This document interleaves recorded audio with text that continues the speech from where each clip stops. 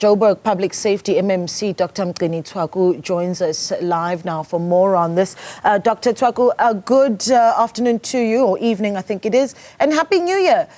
We really appreciate your time. Yeah, this was quite the move. Absolutely, thank you so much. This was quite the move, wasn't it? And already getting some reaction from the National Liquor Traders Council, for instance, saying this move is one that targeted and hurt small and black-owned businesses. Let's start with that because that's the voice we just played. Your reaction to that? It's a lie. It's a complete lie. It's not hurting anyone, black business and everything like that. That guy does not even know what he's talking about. He does not know that we actually, as the law enforcement officers, we must run like headless chicken here, like Casey and Jojo, to really, stop people from fighting in these taverns and all of that, especially on the 31st, because the credit actually must be given to the law enforcement, especially South African police services, in actually Gauteng, General Mtombeni and the team, working with the regional co-commissioner,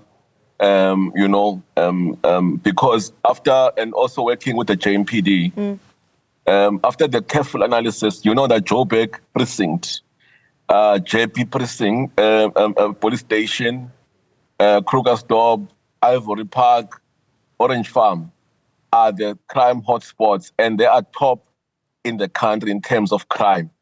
And the analysis has shown that it's because of the liquor outlets. Now, because yesterday there's going to be parties everywhere, there's going to be going all out.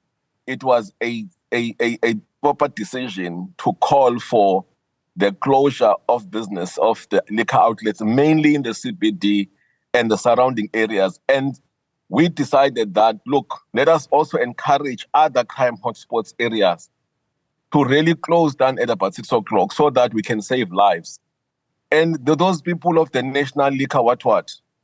The problem with them is that they don't have any scientific, they don't understand science. In terms, they must read the all crime stats. They must also go and consult the hospitals, because the hospitals, they actually get overwhelmed because of the emergencies and the casualties as a result of a fight at these liquor outlets. So we understand, we sympathize that they must make money, but we're not going to be sacrificing the lives, and focusing on the profits. So the operations of yesterday was very good, was a success. Yeoville complied. We thank you very much for those liquor outlets.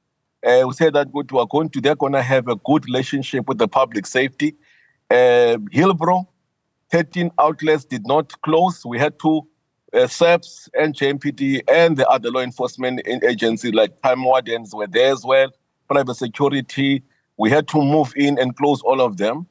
CBD, a couple of them, about 12 or so, did not comply. We had to force them to close. We are concerned with Maboneng. Maboneng is becoming a problem.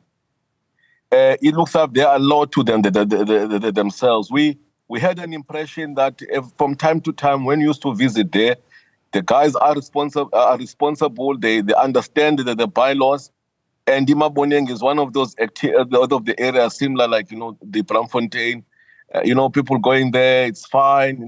But people are responsible. But to our surprise, we found that people who left the CBD and left Hillbrow, and they went and migrated to Maboneng. It was chaotic. And so the whole law enforcement, JMPD, SAPS, and the Deputy National Commissioner, they had to come into that area there. So Maboneng area there, which is the JP police station, did not comply. And I just wanted to appeal, I think, to talk to the PC to really look into what is happening at the JP police station. Such blatant break, of the bylaws and non-compliant in terms of the regulations that we've actually passed on. But all in all, everything was fine. We were okay.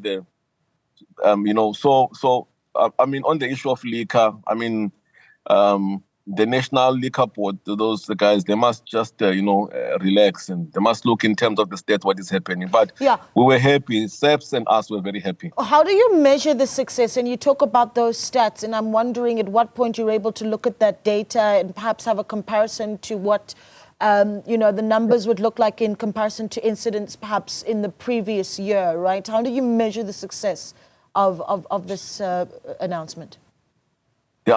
Yeah, it's just, everything was just like, the last, the incidents that were reported, they were quite like very marginal compared to last year.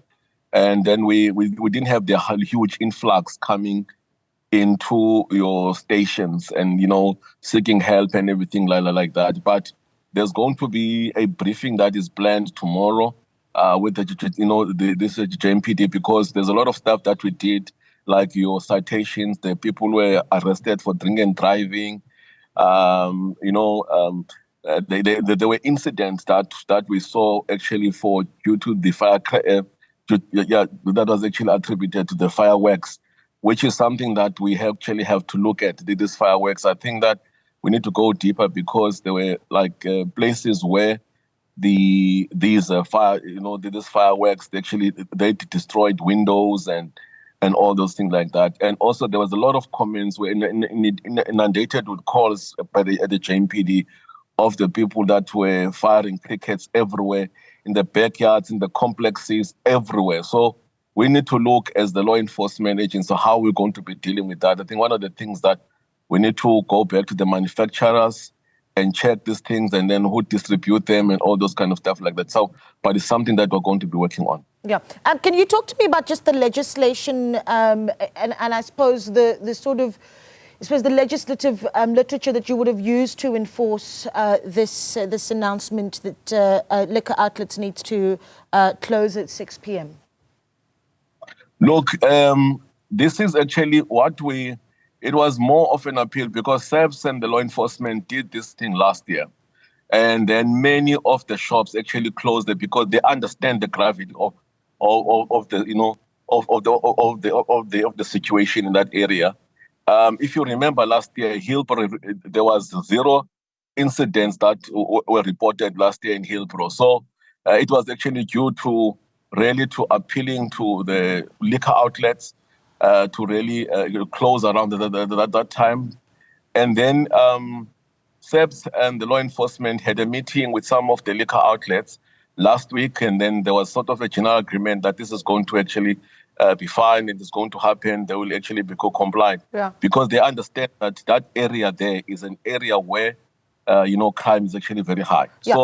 So we really extended that to the other people and trying to advise them, because criminality on the 31st becomes very, very high. Yeah, and I ask that question, MMC, because if you enforce, I suppose what you now say is an appeal, then how do you go about enforcing it? So even when the police goes into an outlet that is open at 8 p.m., what is the action that is taken, and how do you support that from a legal point of view?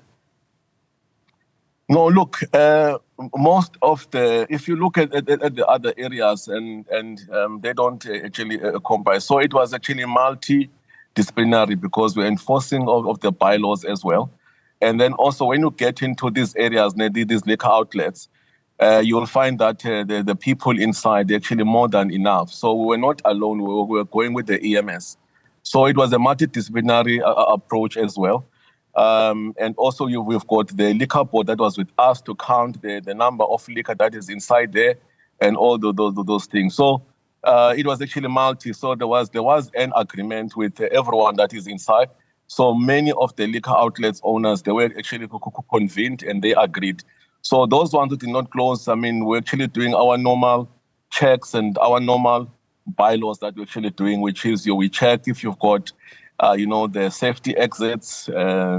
You've got the things, the building plans. You have a certificate of acceptance, and all those things. And then also we ask you how many people that are inside your these liquor outlets, and then how do you determine that the number is actually exceeded? So it was a more of a multidisciplinary approach, and also the liquor outlets, especially in the CBD areas, they understand that during this time on the 31st is the best practice that we actually normally do. They don't open, but with the ones that they don't want to really comply, we just continue our routine checks to look at the safety of the people, enforcing these bylaws and all of that. So that is a multidisciplinary with the EMS, joined with the liquor board, with the building control people and the zoning as well. Yeah. Is there a concern that you might face some backlash on the business community that feels that this has impacted on their ability to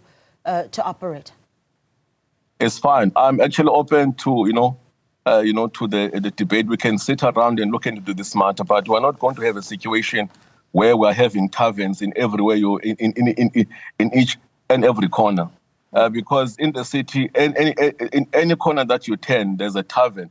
There is a place of entertainment everywhere you go. So there is a huge debate that is actually going on now. And you find that also the issue of the liquor, the licenses, we need to look into it as well, because I've been getting complaints of the shebins at the taverns close to the schools, cars, everywhere you go, in the streets and everything, it's everywhere. And then you find that in the areas where there are taverns and shebins, that is, you have a high crime rate, because when the people go there and drink, they will start fighting and all those things. If you remember, in Deep Sloat, there was a problem there as well. If you remember, people were getting killed every single time.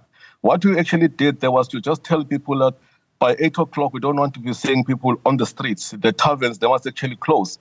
And then we did what is called a bylaw enforcement. We were going to the T, checking if they comply in terms of the EMS Act. They've got the building plans, how many people are inside and all of that. It is even safe. So some of these taverns and the shebins, to be honest with you, almost 99% of them are not compliant at all in terms of the safety as well. So it's a debate that we need to have. I mean, with the IGR that we're having with the Premier every Tuesday, is something that I've been actually escalated, that we need to look in terms of the issuing of the liquor, the liquor licenses to each and every person, because there is a correlation between crime that is happening and the taverns and shebins around this area. So that debate, actually, I like what this poster has said, that it actually has sparked a whole debate in terms of the correlation of the existence of the shebins with the crime rate around the area. And we feel that as the SEPs, that if we can limit the number of outlets which are actually opened, or this opening time, I'm even pushing that we should be actually having these taverns and closing at 10 o'clock, not this time that is at the 2 o'clock that is there. And most of them actually in the inner city and all the other areas, they can push up until 6 in the morning. To be honest with you, many people, they welcome the fact that we're actually having that call. I'm open to persuasion for a debate on this thing, but we have to save lives. We must put our lives, the lives of the people first, before talking about profits and all those things. Yeah, well, we'll be watching, of course, for that debate and that discussion to continue. But MMC, thank you so much for your time. We do appreciate it. Dr. Mgcini Tshwaku there is the MMC for Public Safety in the city of Johannesburg.